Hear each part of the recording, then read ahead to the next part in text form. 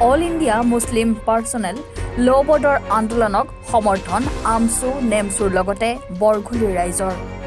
ৱাকফ সংশোধনী আইন 2025ৰ বিৰুদ্ধে অল ইণ্ডিয়া মুছলিম পাৰ্চনেল ল' বৰ্ডে সমগ্ৰ ভাৰতবৰ্ষৰ মুছলমান জনতাক আজি নিশা 9 বজাৰ পৰা 9:15 ঘৰৰ লাইট বন্ধ কৰি 15 মিনিট আন্দোলন ঘোষণা কৰিছিল।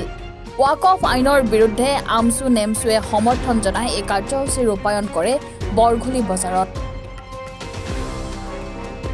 বিশেষকৈ মুছলিম পাৰ্চনেল ল' বৰ্ডৰ নেতৃত্বত বিভিন্ন দল সংগঠনৰ সহযোগত যেনেকৈ নেমছু আমছু আৰু বিভিন্ন যিমান জাতীয় দল সংগঠন আছে ৱাকফৰ যি আইন তাৰ বাতিলৰ দাবীত আমি বিভিন্ন ধৰণৰ প্ৰতিবাদ সাব্যস্ত কৰিছোঁ।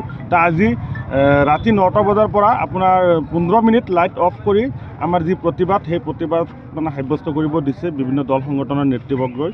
কিন্তু আজি আমাৰ বিশেষকৈ কলিয়াবৰৰ বৰগুলিত বিশেষকৈ আমছু নেমছু আৰু বিভিন্ন দল সংগঠনৰ ল'ৰাবিলাক ওলাই আহি আমাৰ বৰগুলি বজাৰৰ লগতে সমূহ মানুহে নিজৰ ঘৰতো লাইট বন্ধ কৰি পেলাই 15 মিনিট আমি প্ৰতিবাদ সাব্যস্ত কৰিছোঁ।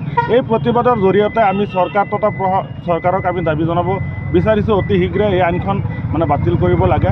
বাতিল কৰি পেলাই আমাৰ যি প্ৰতিবাদ সেই প্ৰতিবাদ মানে যাতে বন্ধ হয় সেই মুখামুখি পৰিস্থিতি হ'ব লাগে। আমাৰ প্ৰতিবাদ চলিয়ে থাকিব যেতিয়ালৈকে নেকি এই আইন বাতিল নহয়। আমি বিভিন্ন ধৰণে প্ৰতিবাদ কৰি আহিছোঁ। অনাগত দিনত আৰু আমাৰ ছিষ্টেমবিলাক বাঢ়ি যাব, আমাৰ প্ৰতিবাদ চলিয়ে থাকিব। যিমান দিনলৈকে নেকি এই আইন বাতিল নহ'ব তেতিয়ালৈকে আমাৰ এই প্ৰতিবাদ চলিয়ে থাকিব।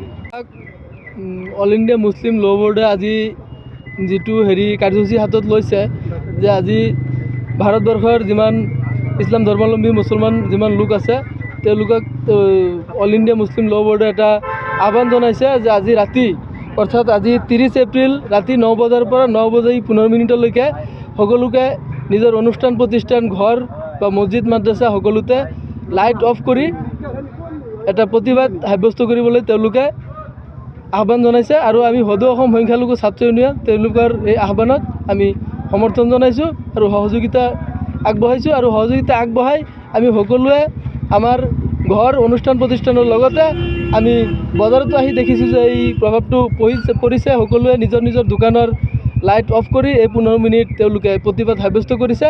গতিকে আমি অনাগত দিনতো এই প্ৰতিবাদ আমি কৰি যাম। যেতিয়ালৈকে আমাৰ এই আইনখন বাতিল নকৰে বা ইয়াত কোনো সংশোধনী নকৰে তেতিয়ালৈকে আমি প্ৰতিবাদ কৰি যাম। এই প্ৰতিবাদ আমাৰ অব্যাহত থাকিব।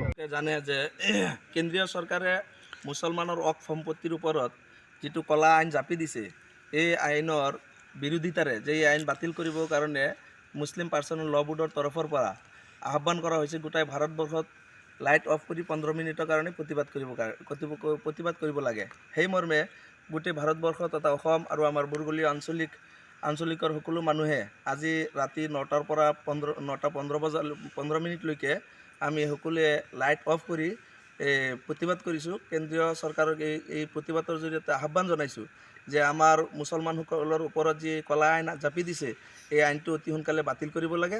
অন্যথাই আৰু আমি এই প্ৰতিবাদৰ পিছত আৰু গণতান্ত্ৰিক হিচাপে কলিয়াবৰৰ পৰা নেকিবুৰ ৰহমানৰ ৰিপৰ্ট, এনি ভাৰত 24।